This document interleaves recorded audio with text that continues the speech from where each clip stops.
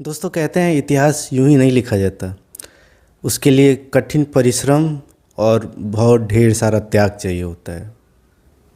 जी हाँ दोस्तों, 17 सितंबर 1950 को पैदा हुआ एक ऐसा बच्चा जो आगे चलकर मुश्किलों का सामना करता है, गरीबी में जीवन बिताता है और बड़ा होकर एक देश का सुप्रीम लीडर बनता है, जिसको ना चाहने वाले लाखों लोग होते हैं, लेकिन उस व्यक्ति को चाहने वाले करोड़ों लोग होते हैं। वो एक देश पे नहीं, देश की जनता के दिलों पे राज करता है। दोस्तों, आज द पॉलिटिकल दस्तावेज में मैं बात करने वाला हूँ नरेंद्र मोदी की, भारत के 14th प्राइम मिनिस्टर, और अब वो भारत के पहले ऐसे व्यक्ति हो गए हैं जिन्होंने लगातार 4000 दिनों से भी अधिक समय तक भारत के संवैधानिक पद पे कार्य किया है, और उन्होंने पंडित जवाहरलाल नेहरू का रिकॉर्ड तोड़ दिया।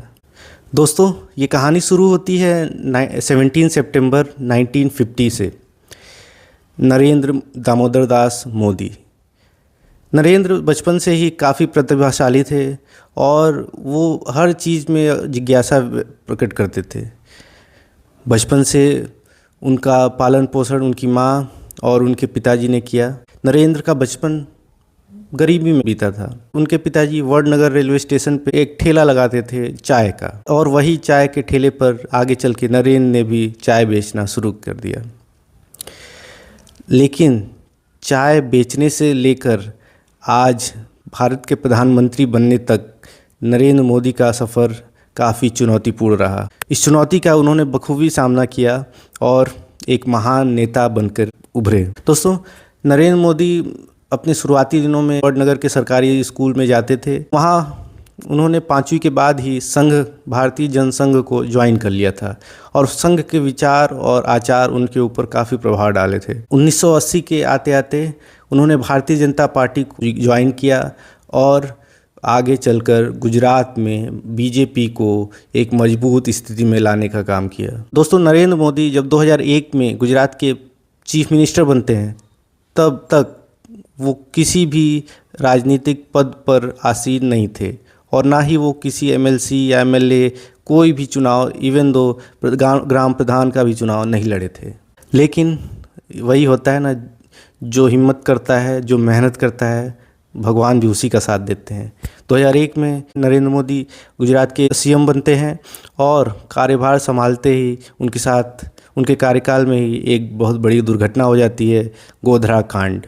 कार सेवकों से भरी ट्रेन को कुछ हिंसावादी तत्वों ने आग के हवाले कर दिया, और उसमें हजारों कार सेवक मारे गए। और इसके बाद शुरू होता है गुजरात के दंगे, जो कि अभी तक के इतिहास में सबसे निर्मम दंगों में से एक माना जाता है। दंगे कोई भी हो, निर्मम ही होते हैं, लेकिन मोदी ने आगे बढ़कर उन्होंने इस दंगों से निपटने के लिए सख्त कार्रवाई की और निष्पक्ष कार्रवाई की। बाद में विपक्षी खूब उनके पीछे पड़े थे, मगर सुप्रीम कोर्ट ऑफ इंडिया ने उनको क्लीन चिट दे दिया। दोस्तों, 2004 के बाद केंद्र में कांग्रेस की वापसी होती है और मनमोहन सिंह की सरकार बनती है, जो कि सोनिया गांधी के नेतृत्व वाली रहती है। भारत में एक बड़ा नैरेटिव सेट होता है कि भारतीय जनता पार्टी केवल शहरी पार्टी है और उसमें कोई लीडर नहीं है। दोस्तों, 2013 में उस समय के तत्कालीन भाजपा प्रेसिडेंट राजनाथ सिंह ने ये घोषणा की कि भारतीय जनता पार्टी का प्रधानमंत्री चेहरा नरेंद्र मोदी होंगे। नरेंद्र मोदी ने 2001 से 2013 तक, जब तक वो CM रहे, तब तक काफ़ी विकास किया गुजरात में। उनका गुजरात का मॉडल काफ़ी चर्चा में रहा। वाइब्रेंट गुजरात जैसे समिट्स, और गुजरात को एक सेफ़ एंड सिक्योर राज्य बनाने की वजह से उनका पूरे देश में उनका गुजरात मॉडल एक चर्चा का विषय बन गया। इसी को भुनाने के लिए भारतीय जनता पार्टी ने उनको प्रधानमंत्री का चेहरा बनाया, और 2014 में उन्होंने इस नाम को मजबूती के साथ जनता के बीच में स्थापित भी किया।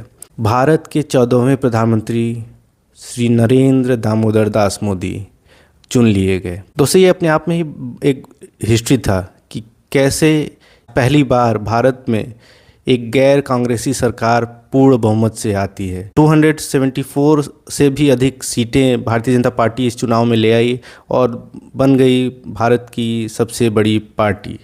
दोस्तों, नरेंद्र मोदी के प्रधानमंत्री के बनने के बाद भी उनका सफ़र आसान नहीं रहा। उनके आलोचक इनको क्या क्या बुलाते थे, कभी चाय वाला, कभी आदमखोर, कभी कुछ तो कभी कुछ। कांग्रेस के तमाम लीडर और विपक्ष के तमाम नेता उनको ढेर सारे सर्गों से नामित करते थे, लेकिन कहते हैं ना, जिसके अंदर हिम्मत होती है वो इन सब छोटी मोटी बातों का फ़र्क नहीं पड़ता। प्रधानमंत्री मोदी इन सब बातों को भुनाने लगे और वो और मजबूती के साथ जनता में पैठ बना लिया। उन्होंने अपने किए हुए वादे और भारत की तरक्की में एक नया आयाम जोड़ते हुए उन्होंने भारत की जनता को ये विश्वास दिला दिया कि हाँ, कोई एक ऐसा लीडर है इस समय जो कि भारत के नागरिक को गर्व महसूस कराएगा कि वो उसका प्रधानमंत्री है। उन्होंने विश्व के पटल पे भारत की एक अच्छी छवि उकेरी और जो पुराना भारत था, जो इसके इतिहास थे, उन्होंने इसको ऊपर लाने का काम किया। ये सब देखते हुए भारतीय जनता ने उनको एक बार और 2019 में मौका दिया। इस बार प्रचंड 305 सीटों से भी अधिक सीटें दी। ये अपने आप में ऐतिहासिक रहा। प्रधानमंत्री मोदी अपने डिजिटल इंडिया, अपने आरोग्य इंडिया और जनधन योजना जैसे तमाम कल्याणकारी परियोजनाओं की वजह से पूरे देश में फेमस हो गए।